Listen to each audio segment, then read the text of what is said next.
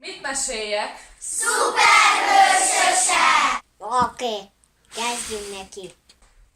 Hol volt, hol nem volt, egy messzi-messzi országban, egy kicsiny városkában élt egy kisfiú.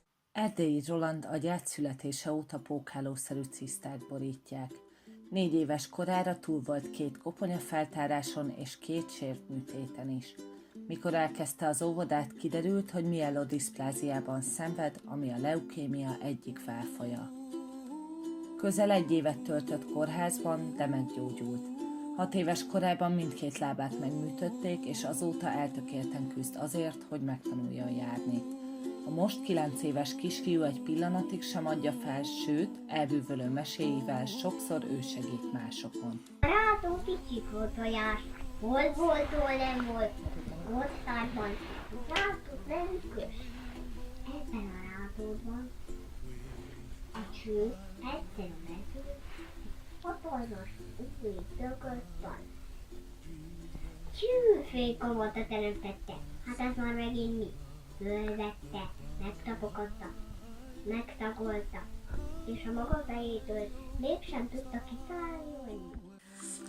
Akkor becsukod a szemed, és azt mondják neked, hogy Rolika, mi az a legelső gondolat, ami eszedbe jut róla? Hát talán azt, hogy őt szeretem a legjobban a világon. Hát a végtelen szeretet, nem tudom. Tehát, hogy vagy nem is csak végtelen szeretet, mert mindig azt is gondolom róla, hogy ő egy angyal. Tehát a csupa jóság és szeretet kis embere. Mi lehet benne ez az erő, ami miatt mindenkit le tud venni a lábáról? Meglátásom szerint szerintem egy ilyen beleszületett dolog. Tehát, hogy ő tényleg azt mondom, hogy akár több, nagyon közvetlen, nagyon, nem is az, hogy nagyon hamar, pillanatok alatt, én azt mondom, teremt kommunikációt bárkivel, bárkit megszólít, mindenki köszön, illedelmes, mondja a dumáját ezerre. Versenyzőknek Tomaszos cipője is van, ő a Tomasz. Üdvözöljük a szigeten, és indul a verseny.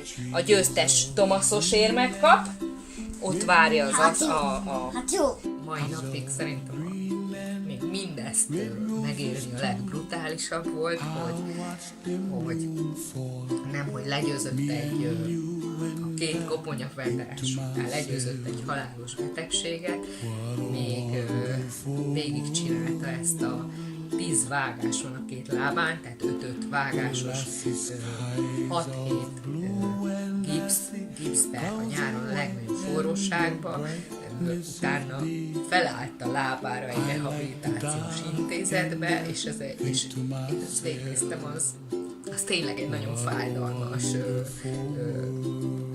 7 rehabilitáció volt, és hogy állt először a kis lábaira, és sírt, kezdte a járókerettel, és hogy hol tart a mai napig, hogy tényleg az én mindig azt szoktam mondani, hogy én már nem szeretnék tőle semmit ebben az életben, csak azt, hogy boldog kisfiú legyen.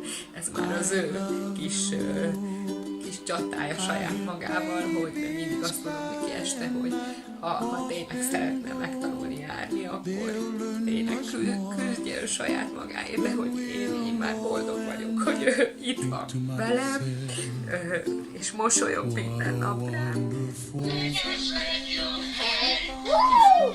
Nem látom azt fájdalmasnak, hogy ő botokkal jár, mert az én szememben az én gyerekem egy boldog kisfiú. Mit szeretne, hogy mi legyen ennek a mesének a folytatása?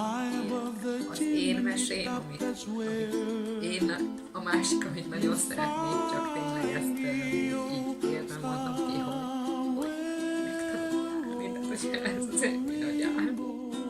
És akkor a jó tündér így szólt: bátorságodért és kitartásodért megjutalmazlak.